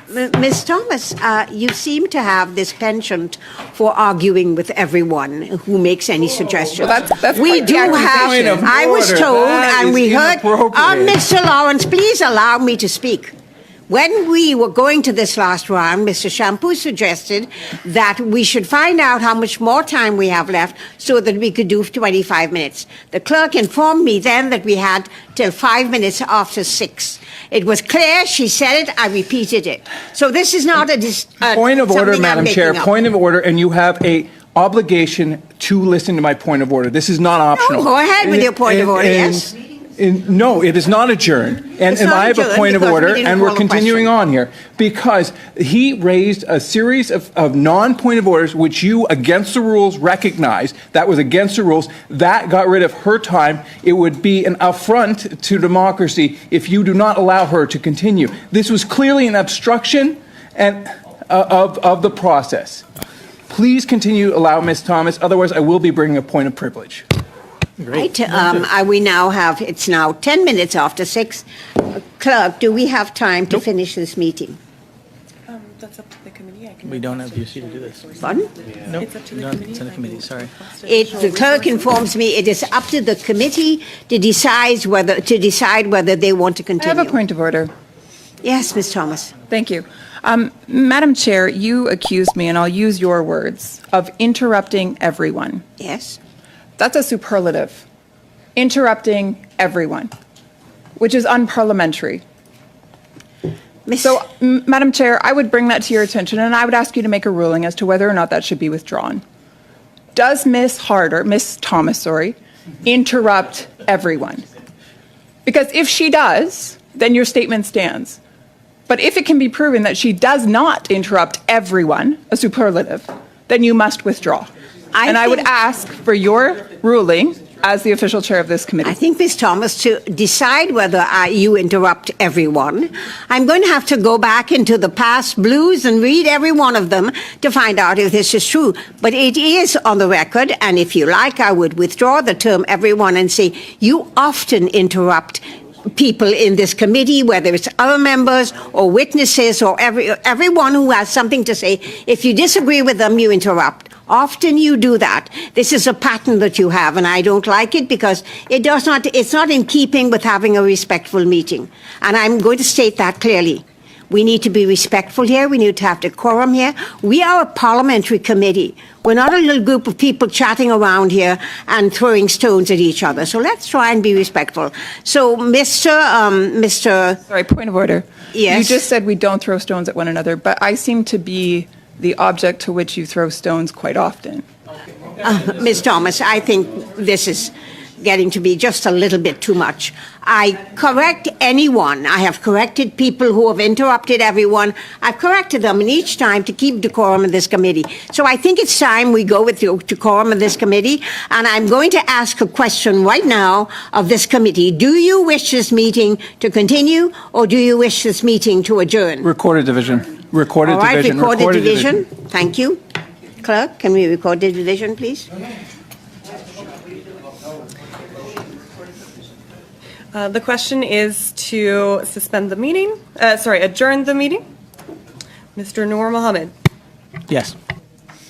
Mr. Coteau. Yes. Ms. Latanzio. Yes. Ms. Gainey. Oui. And Monsieur Serré. Oui. Mr. Wall. But no matter what the minister yells and flails about, it's clear that the NDP Liberals are not worth the cost, because after 8 years, Canadians can hardly afford to eat, heat and house themselves. Near Lakeland, the Cold Lake Food Bank said last year was their busiest ever. Quote, we gave out over 6,000 hampers throughout the year. So far this year hasn't slowed down. 6,000, by the way, is 40% of the town's population. And 1 million more Canadians will be forced to go to food banks this year over last. But this Prime Minister, he plans to quadruple his carbon tax anyway. So when will the Prime Minister cancel his April cruel day so I can axe the tax? It's a crazy time in Canada, right? As we learn about these Canadian federal politics right here on Question Period Canada. My name's Ehren. Let's get into this crazy video, man.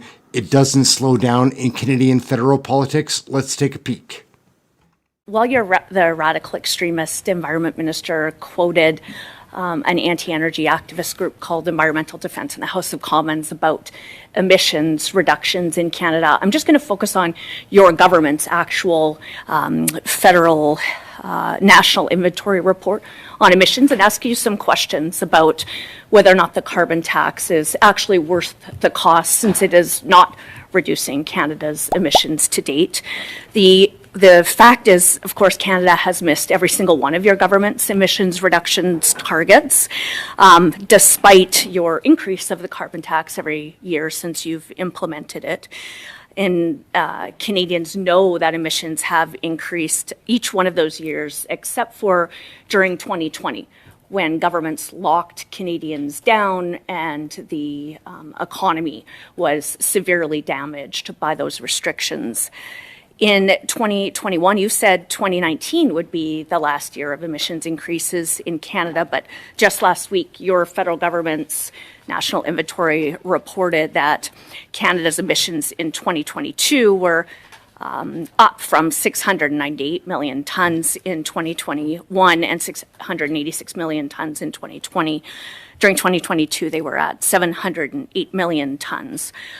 So will you just simply admit that your carbon tax is not worth the cost and it's failed to reduce Canada's emissions? Thank you for the question. I would say a few things to that. I mean, the first is I know that folks on the Conservative side of the House often talk about missing targets, but the only target this government has ever had was the 30% below 2005 levels that we inherited from Prime Minister Harper. That's a 2030 target. We actually have made it more ambitious, so it's 40 to 45%, and there's a milestone that we actually implemented in the Act that went through Parliament that is a 2026 number, and we are fully on track to meet that. So we are on track to meet the targets that we actually have established. In terms of the National Inventory Report, what it shows is Canada actually has reduced emissions by 8% versus the 2005 level. It is on track to achieve the targets for 2030, so we are making good progress on the way there. And it also shows that actually 24 of those megatons in 2030, 79 or 78 of the megatons actually come from the carbon price. So it's almost a third of the reductions come from the carbon price. Minister, you can forgive Canadians for not being compelled by your comparison to a number in 2005. You've been in government for 9 years, so let's just talk about what your claims have been, what your policies are, and what the outcomes have been.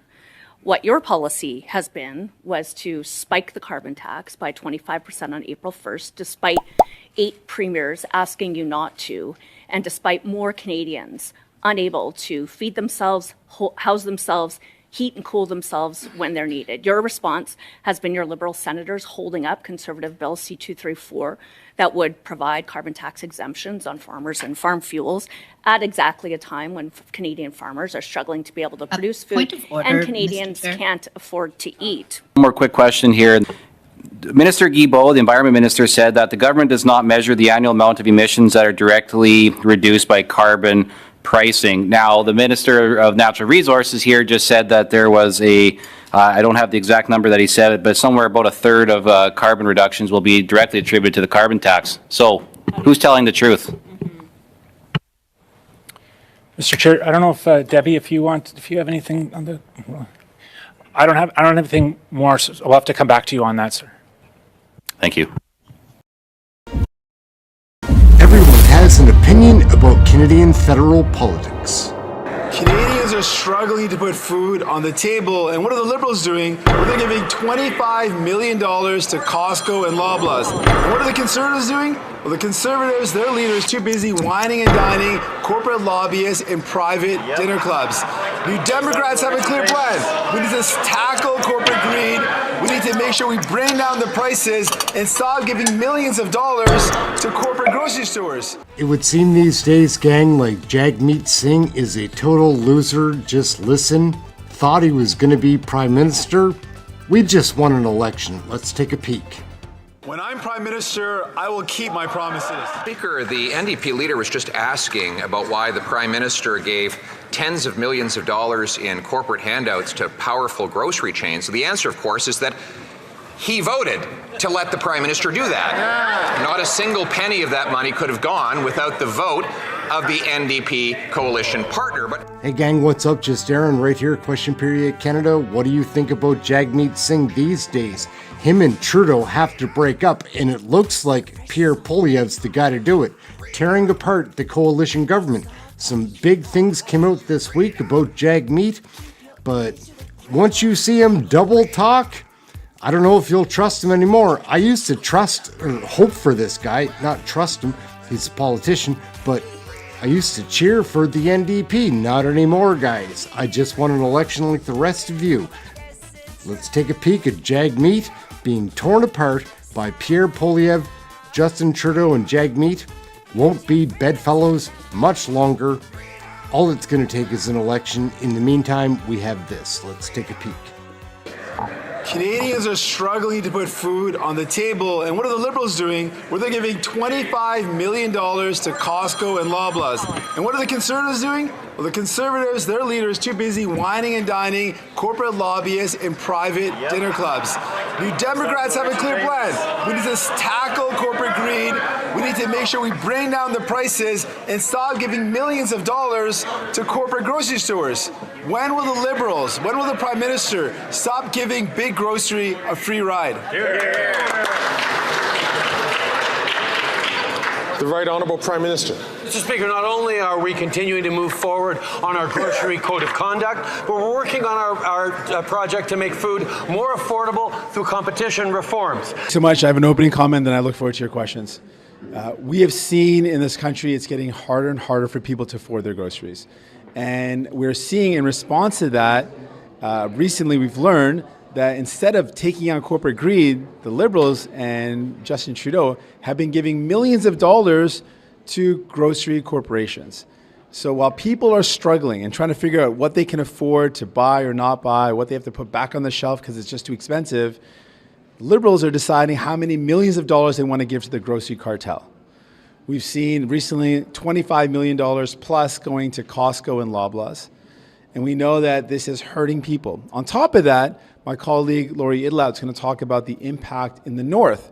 We've learned that Nutrition North, which is supposed to support people in the North, a third of that subsidy ends up going into the pockets of the CEO of Northwest Company. Again, that is absolutely wrong.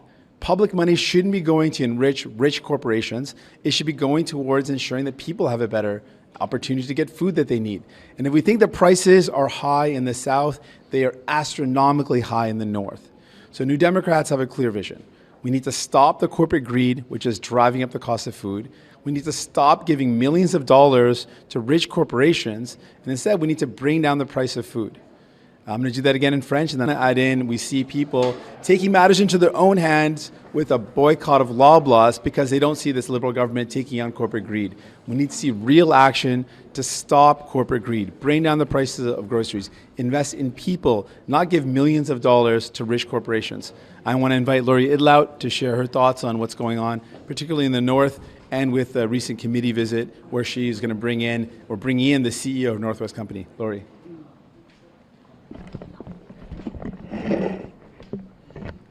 Kayanamik uvani jutakak tugut pijutakakluta ukyok taktong mutate ikayok taugia kamningin liberal kyo yun na tiangi mata takwa kisani namin apek sutia makiglutigo piyo magatta.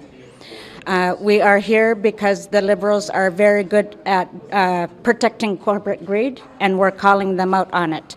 What we need to do, what I have been doing since I became elected, is asking questions about the Nutrition North program, because my constituents have been telling me right from the beginning that they are still suffering in poverty.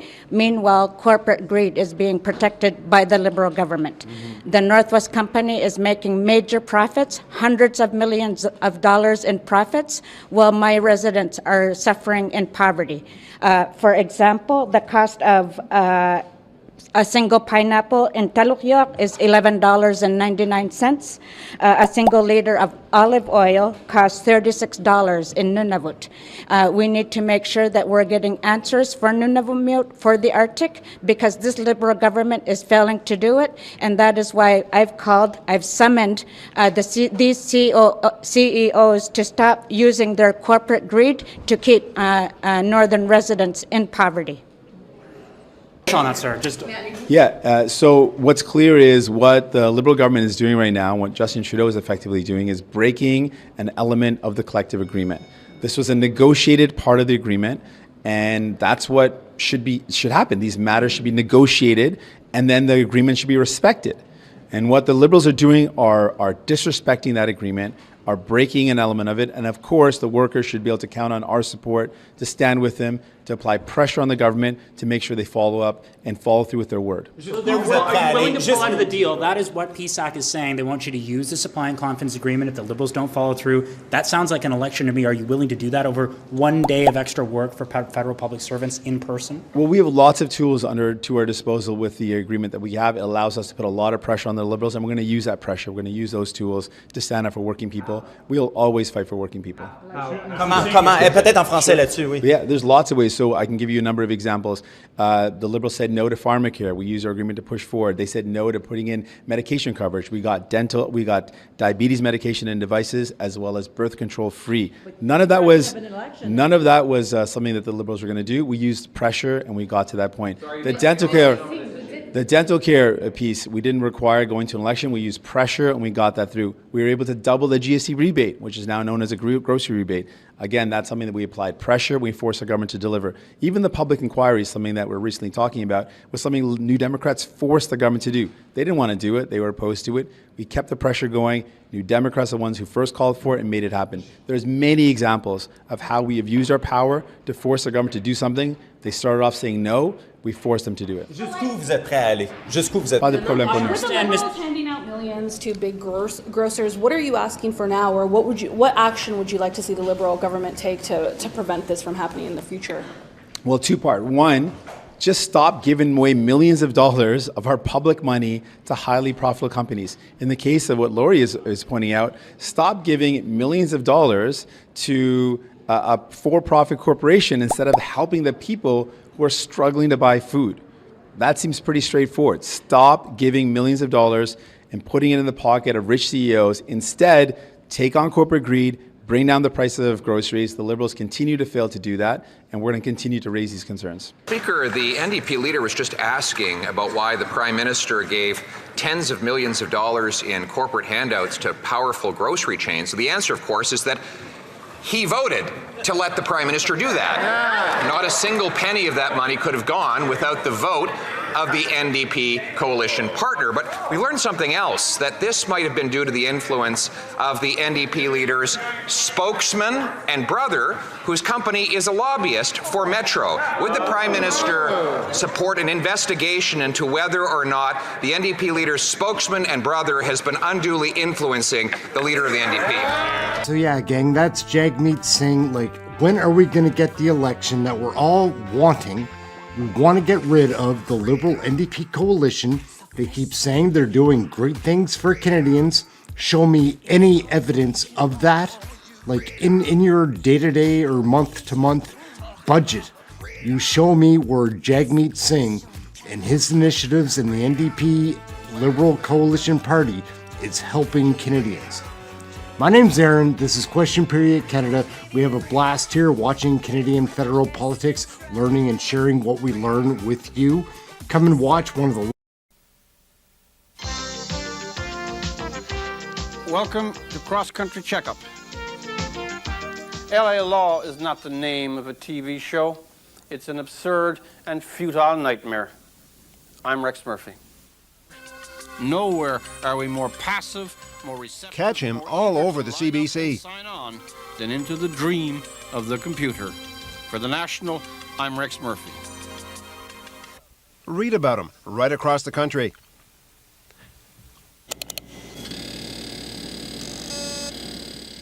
Watch him materialize on the internet. I don't think I'm a consequential person. A few people got a charge out of the stuff, but it's not serious business. It is not celebrity, but it is being in a kind of favored position because of where you are. You're on the damn television set. And that you can kind of stir the pot a little tiny bit, but it's really conversational stuff.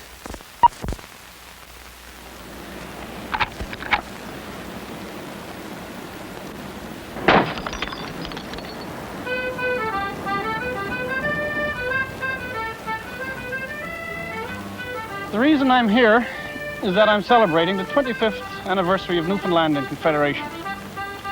And the reason I did that is that I'm tired of Screech, Joey Smallwood, Pretty Scenery, and How Are You By being about the most that most people know of what this province is like.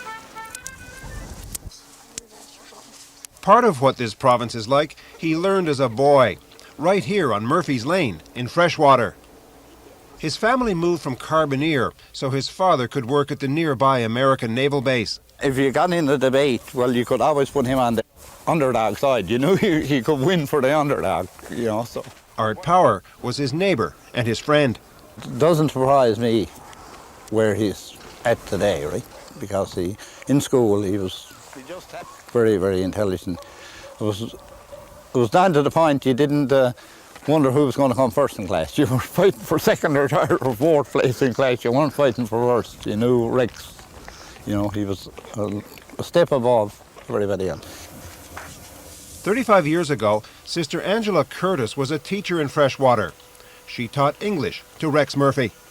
The youngest and the brightest, massive curly hair, always trying to flatten it out.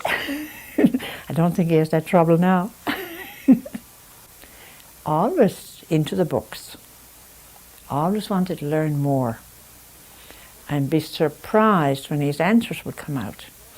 The flow of English was beyond his years, and I often wondered, where is this boy going? Where he went first was Memorial University at age 15. It definitely was the magnetic center for at least one dimension of hope or fulfillment in Newfoundland. People forget. And Memorial opened up a dimension of hope and fulfillment for Rex Murphy. So you did have the idea that you were meshing some sort of intellectual effort around the place that you were in. At Memorial, he became a politician. leader of the student union. This was in the mid-60s. Fraser March was also on the council. And Rex, as the leader of the student movement at that time, was not only the Rex of, as my mother would say, the gift of the gab, because this is why he was the Wayne Gretzky of this era. He could just simply out-talk everybody. I mean, if you argue with Rex, the problem is you might have some good ideas, but by the time you get a chance to express your ideas, you forgot them.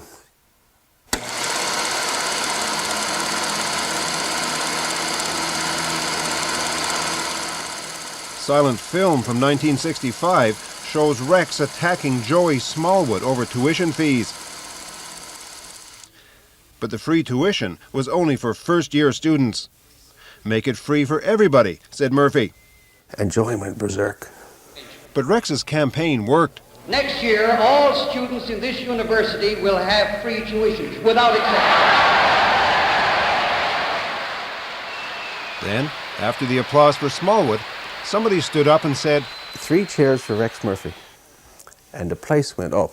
And it was great because it was in the days of his high wrath when he was more or less on question. And to see Joey doing a full Vesuvius in front of your face was just a marvelous enterprise.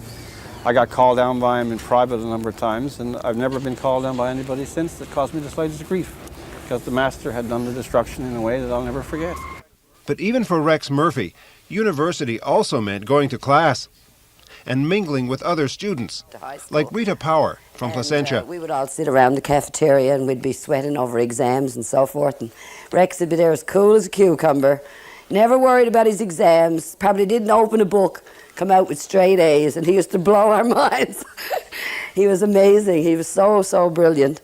Well, this is what the students would tell me at the time, that he, if they didn't do their English paper or couldn't do their English paper, they'd pay Rex $10. Rex would do the English paper, but the thing was, you were guaranteed an A if Rex did your English paper. Well, if he did that, then he really owes me, because I never got any A's from his essays. I never ever paid him, though. After Memorial, he went to Oxford University as a Rhodes Scholar. Can you look at any elements of what you are now and say, okay, I can trace that back to something specific at Memorial? That's the scum that I am now compared to the scum that I was then. The only thing that really is traceable is very simple, is that this was a place where a lot of extremely good books were around, and as I said, a lot of very bright people.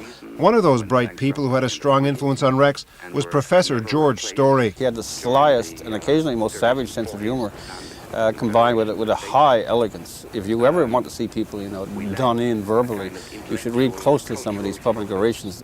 Aside from the murders at their center, and that is a massive George Story would be proud. The Simpson boondoggle was one long, egregious marathon of excess, hype, hucksterism, charlatanry, voyeurism, gossip, and tattle. The two events, not even in the spurious imagination of TV, tabloid, or... But his language didn't spring just from the university. He learned it from the talk of ordinary Newfoundlanders. Deep down in my gut today, there's a knob and a tear in my eye to look out, like I said, where I once belonged, and don't belong there anymore, because my future's took away from me. The best talkers in Newfoundland are not educated. That's entirely a native gift. I think it's a response to maybe history, maybe hardship, maybe something else, it may be the Irish streak. Whatever it is, it's endemic to this place.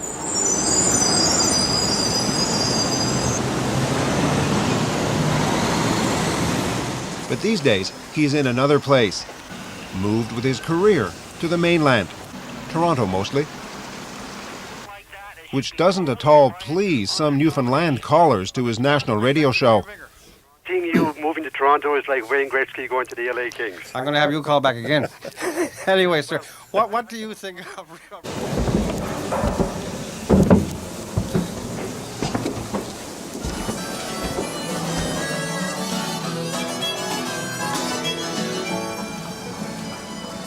But Toronto it is, for now, though home will always be Newfoundland. There's no severing the bond. You meet people in airports all the time that have been up in the Northwest Territories or coming down from Toronto after 2 years' work.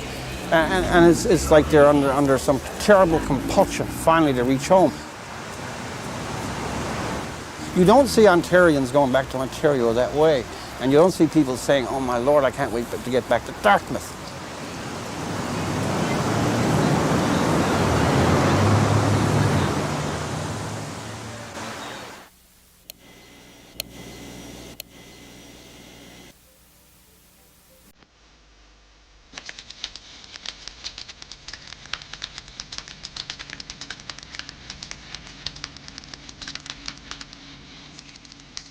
Rex Murphy at the keyboard. Most of his composing he does in his apartment, crafting each piece like a musical score. I've always considered that style was more important than substance. If you pay sufficient attention and if you have enough respect for the thought that you're holding, either about an issue or about a situation or about a person, that the respect is sufficiently strong that you care about the garb of words in which you place it. If you're sloppy, slangy, vulgar, blasphemous, or scatological, or simply crude and ignorant, then your thoughts are the same, or you don't mean what you say.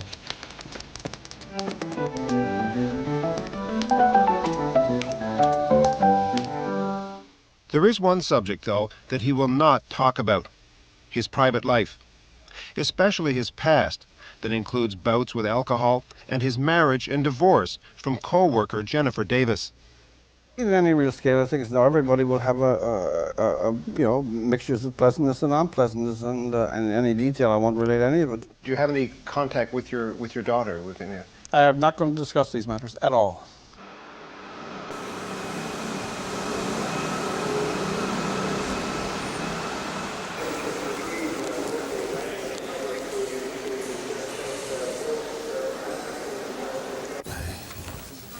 Back in early October, there was only one topic of discussion and commentary.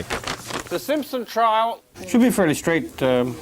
He's written his commentary in that big, comfy chair. Now, the producer checks it out. I made that change in the script for the... Two producers. Goldman's father saying this is a travesty or whatever he said. Remember and that thing when he was so angry, he was just shaking the finger. Yeah, so that's only 12 seconds, but it'll get down to where... Rodney King. Rodney King videos. Give him time to digest. Okay, I'll run a copy off for myself, give bits back to you. Yeah. Then I'll go to makeup and we'll take it from there. Oops. Sorry. Okay. Knock, knock. Hi. Apart from a verb or an adjective, there's not much change. Nothing goes on there anywhere unless it's at least given one quick screen in case it's libelous or something. But there's not much interference, so it's quite comfortable as far as I'm concerned. We'll be ready to roll as soon as the auto cue gets put up. Hello? Hello. Got the script for the auto cue.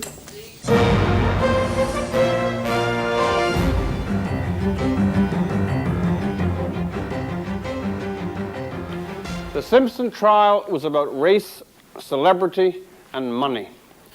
No middle-class or unemployed defendant could even fantasize about mounting a defense that could parallel the platoon of Rolex lawyers and experts that Simpson commanded. Real celebrities only exist in America, where being a name and having the money that goes with it gives a purchase on power that everybody else can only dream team about. In so many ways, he's sort of like the people's voice within our hour. Now, that doesn't mean that everybody agrees with what he says, but what he says provokes people to either agree with him or disagree with him, and they use him as a vehicle to get their feelings on the air. Rex, my old son, you're absolutely right. O.J. Simpson bought and paid for his justice. But what makes you think it's any different here in Canada? We try to get him on every week. Tony Berman is the executive producer of The National, Rex's boss. He is a Newfoundlander, and I think that no viewer who ever sees him on air would lose sight of that fact. But I think that perspective is something that kind of enriches, I think, a lot of his commentary, and I think a lot of people, including those who live many, many miles away from Newfoundland, really respond to that. If imitation is the highest form of flattery, parody is a close second. Referendum Afterthoughts with Rex Murphy. Now that the political fallout from the latest Quebec referendum vote has begun to settle over our country, like dandruff on an undertaker's sooty-suited shoulders, what are we to make of the results? Toronto is home to 4 million people and dozens of TV and radio stations. So, believe it or not everybody has heard of Rex Murphy. Excuse me, sir, can I ask you if you know who Rex Murphy is? No. No, I don't know.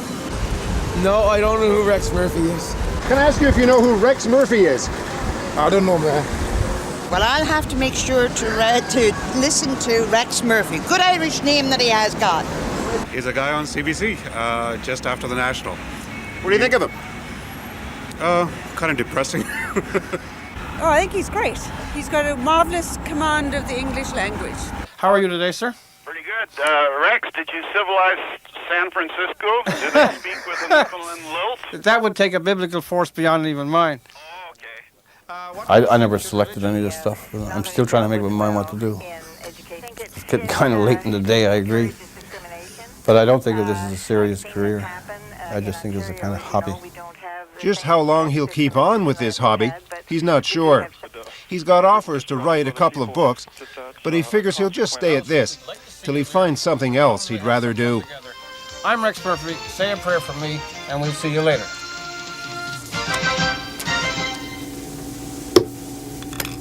Good timing. I got it right now.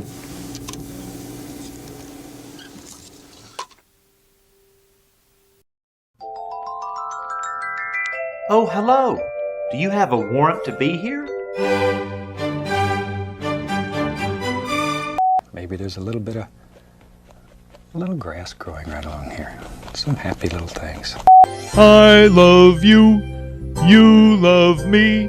We all own our own bodies, so marry who you want and do whatever drugs you choose. And when it's time, you can die with dignity by determining your own end-of-life plan. Hi, Maria! Hi, Officer Winkles! How you doing today? I don't have to answer that question. That is correct! I'm recording you. Am I being detained? Nope. Which I can legally do because I'm in a public place. Come back if you have a warrant. Alrighty! Know your rights. Yay! Okay, Gumshoes, Carmen Sandiego is in a country where socialism failed. That narrows it down to Venezuela, Cuba, the former Soviet Union, Moldova, Laos, Vietnam, Albania, Angola. So we did some digging into your past.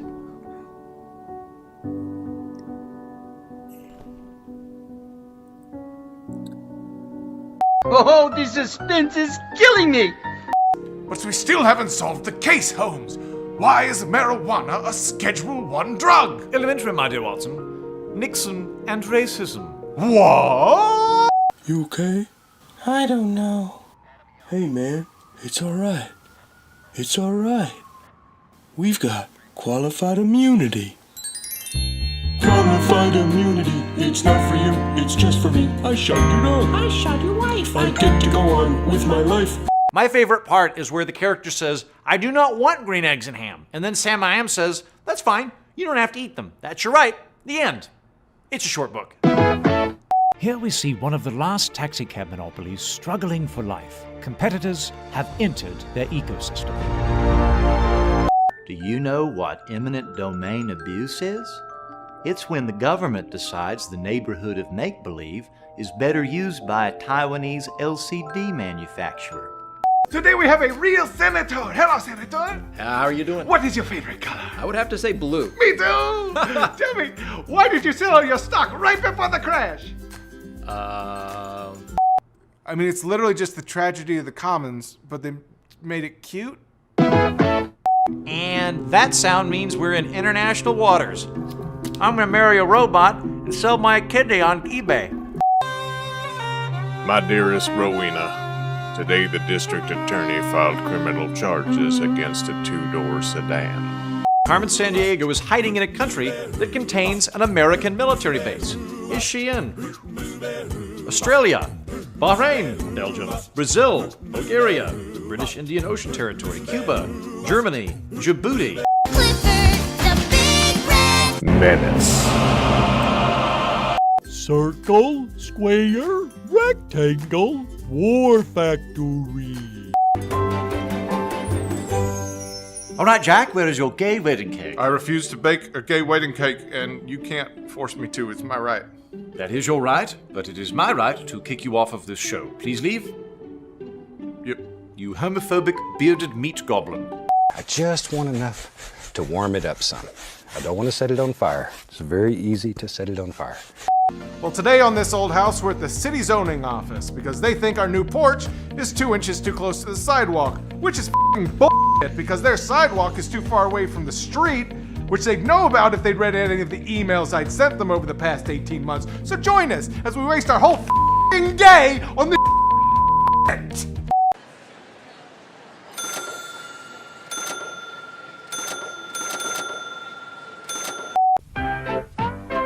The premiere of Thomas the High-Speed Rail has been delayed. Again. And at the 10 Bitcoin level, you receive a handsome tote bag. Quack! Good one! Quiet! Very good! Queen! What else starts with the letter Q? Space lasers. Oh. John Podesta and Hillary Clinton had an email exchange about hot dogs. Where do we get these puppets? It's a beautiful day in the neighborhood, and you have a right to defend your house with firearms. With firearms.